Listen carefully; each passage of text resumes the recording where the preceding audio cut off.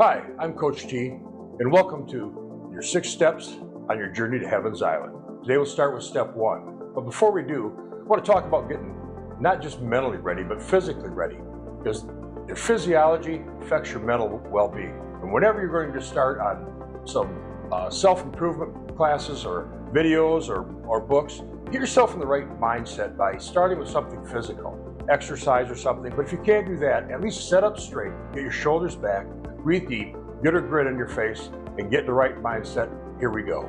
So where are you and where are you going? Now that you've woken up your body, let's wake up your vision. Chances are you're here because something in your life feels off. Maybe you're in a job that pays the bills but drains your soul. Maybe you've got relationships that look good on Instagram but feel empty in real life. Or maybe you're doing okay, but okay doesn't cut it anymore. You're craving more, passion, purpose, direction. That's your inner GPS saying, yo, we need to recalculate. This is where we begin our real journey, by recalibrating your compass. The journal that changes everything. Here's your mission if you choose to accept it. Start a journal. Call it My Passion Journey or Journey to Heaven's Island, whatever makes you smile. Why journal? Because your mind is full of gold, and journaling is how you mine it. The most successful, grounded, fulfilled people in the world journal regularly. Not just when things fall apart, but always. Here's what to write about today. Here's part 1 of step 1. Where have you been? Think back in your life. What are your biggest wins? Big or small? Graduating, making someone smile, running a 5K, starting that business, whatever lit you up. What did those wins feel like? Who were you at the time? What habits, people, and environments surrounded you? Now flip the script. What about your failures? The times you didn't show up for yourself or for someone else? What was going on then? How did those moments shape you? And here's the kicker. Those failures, they're not just bruises, they're blueprints. You might discover that your biggest win followed your biggest setback. That's not an accident, that's growth. So where are you now? So next, let's take inventory of now. How do you feel in your life today? Are you fulfilled at work or just clocking in and checking out? Are your relationships feeding your soul or just your insecurities? Are you treating your health like a temple or like a fast food drive-thru? How about your finances? Do they give you freedom or fear? Be honest, no one's grading this. Just own it. Are you in your A-game mode, crushing it and feeling aligned? Or C-game, coasting but not growing? Or maybe E-game, exhausted, empty, and just going through the motions? Wherever you are is okay, but let's agree, you're not staying there. You're going to grow. What patterns do you see? Now step back and look at the big picture. What patterns are popping up? Maybe every time you got healthy, you had a morning routine. Maybe every time you struggled financially, you were ignoring your budget or your worth. Or maybe your most joyful seasons were filled with service, creativity, or faith. Patterns don't lie, they whisper. Here's what works, and here's what doesn't. This awareness is your power, because if you can recognize it, you can shift it. If you can see it, you can be it. Feel free to leave a comment below, by the way, sharing where you feel you are now, or maybe share 1 or 2 of your most significant victories in your past. You don't need to know all the answers right now.